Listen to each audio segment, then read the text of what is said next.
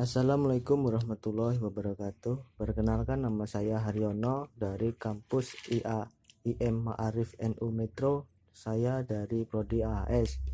Saya di sini akan menerangkan tentang sejarah Nusantara sebelum Islam. Sejarah Nusantara pra-Islam. Wilayah Nusantara memiliki keunikan tersendiri dari hal etnografi. Sebagaimana yang dijelaskan oleh Welles, bahwa wilayah ini terbagi dari 3 bagian. Sebagian termasuk dipengaruhi oleh benua Asia, sebagian lagi dipengaruhi oleh benua Australia, dan lainnya dipengaruhi benua Amerika. Menurut para ahli, masyarakat orang Melayu datang ke Asia dapat digolongkan menjadi 2 golongan. Yang pertama Proto Melayu, yang kedua Outro Melayu. Kondisi Nusantara pra-Islam. Kondisi geografis Nusantara pra-Islam.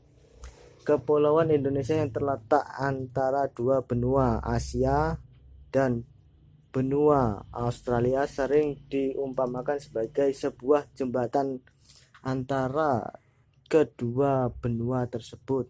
Hasil penelitian prasejarah menunjukkan bahwa di masa lampau berbagai suku bangsa telah memasuki kepulauan ini dari daratan Asia Tenggara. Mereka menyeberangi lautan yang memisahkan kepulauan Indonesia di dataran Asia. Yang kedua, situasi pemerintahan di Indonesia prasejarah. Kedatangan Islam di berbagai daerah di Indonesia tidaklah bersamaan, dan demikian pula kerajaan-kerajaan dan daerah-daerah didatanginya mempunyai situasi pemerintahan dan budaya yang lainnya. Pada waktu kerajaan Sriwijaya berkembang, ekonomi dan politik mempunyai tujuan tersendiri, dan melalui bupati-bupati pesisir yang memeluk agama Islam, maka agama menjadi kekuatan baru dalam proses perkembangan masyarakat. Agama dan kebudayaan di Indonesia pra-Islam ditinjau dari sudut arkeologi. Setelah zaman prasejarah berakhir di Indonesia, lahirlah kebudayaan baru. Kebudayaan tersebut ditandai dengan datangnya orang-orang India sebagai pembawa kebudayaan Hindu, yaitu pengaruh alam pikiran dan tingkah laku orang-orang India yang datang ke Indonesia. Berpengaruh ini menyebabkan perubahan cara hidup masyarakat Indonesia, baik dalam tata cara hidup, kemasyarakatan, perekonomian, dan keagamaan.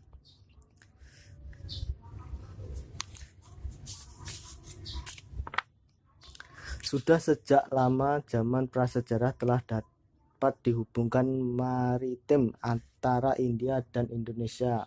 Di antara kedua bangsa tersebut terdapat kesamaan budaya, sehingga kedatangan mereka tidak dirasakan sebagai bangsa yang akan mempengaruhi Indonesia.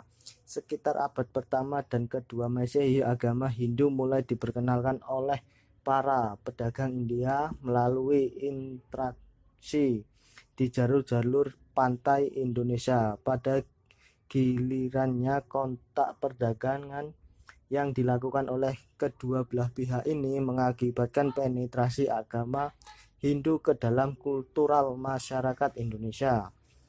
Pengaruh besar agama Hindu ini didukung oleh keinginan para pedagang untuk menetap dan melakukan perkawinan campuran dengan penduduk Indonesia. Dengan demikian, secara tidak langsung mereka kemudian mengalirkan kebudayaan Hindu kepada masyarakat sekitar.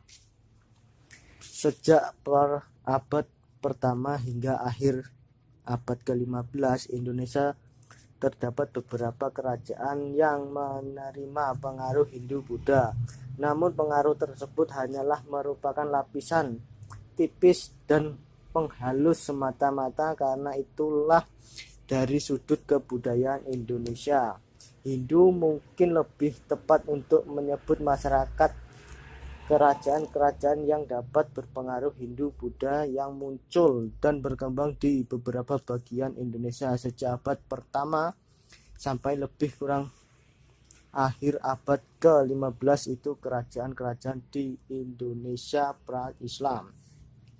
Kerajaan-kerajaan Islam pra-Islam ada 6 kerajaan di Indonesia. Yang pertama Kerajaan Kutai.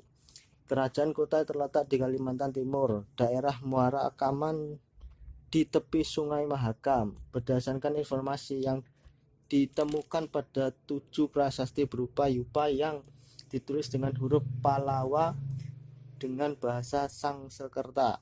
Diketahui bahwa Kutai merupakan kerajaan Hindu tertua di Indonesia. Kerajaan yang dikenal juga dengan sebutan Negeri 7 Yupa diperkirakan berdiri pada tahun 400 Masehi. Dalam prasasti tersebut terdapat informasi yang menyangkut kehidupan politik, pemerintahan, sosial, budaya, dan ekonomi kerajaan.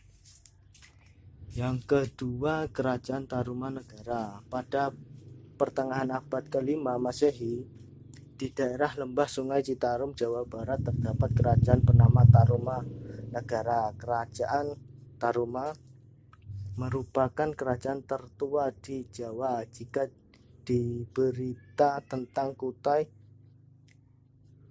kita peroleh dari yupa, berita tentang Tarumanegara kita peroleh dari prasasti Cina. Yang dua, Kerajaan Hongling. Kerajaan Hongling, keberadaan kerajaan ini diketahui dari kitab sejarah dinasti Tang sekitar tahun 618 sampai 906.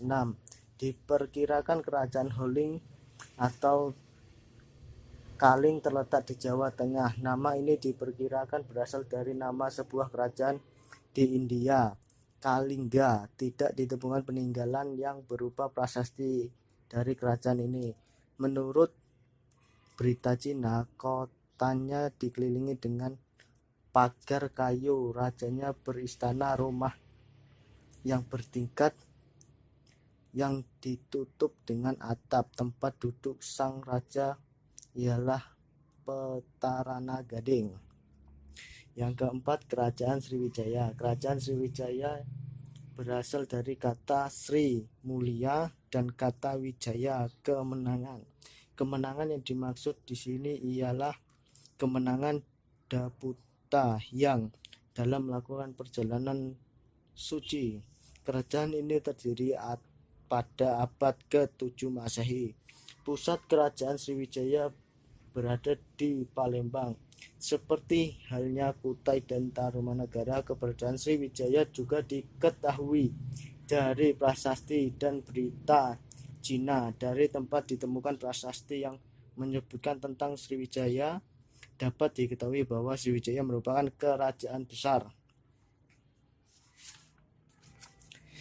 Yang kelima adalah Kerajaan Kediri dan Singosari.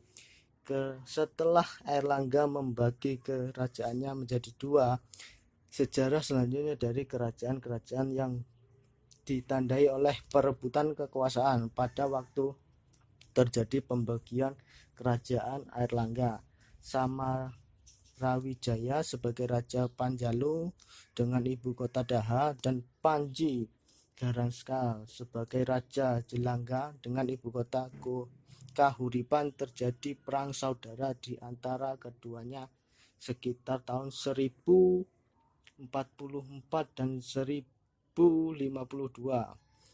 Kemenangan Kediri atas Genjala membuat Kediri menjadi satu-satunya kerajaan di Jawa Timur dengan kekuasaan meliputi hampir seluruh Indonesia Timur. Semua itu terjadi pada masa pemerintahan Jayawisra.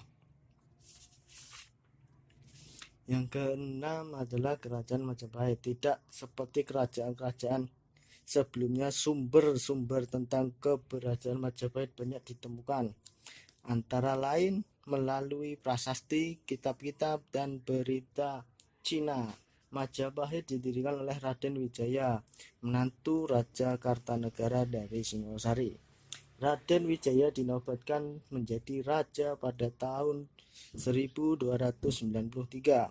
Raden Wijaya bergelar Kartaraja Jayawardhana sekitar tahun 1293 sampai 1309.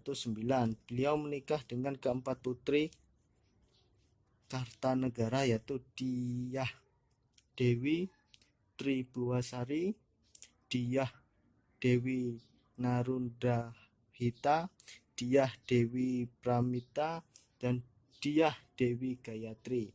Langkah Raden Wijaya mengawini putri Kartanegara diduga berlatar belakang politik agar tidak terjadi perebutan kekuasaan dan seluruh warisan jatuh ke tangannya.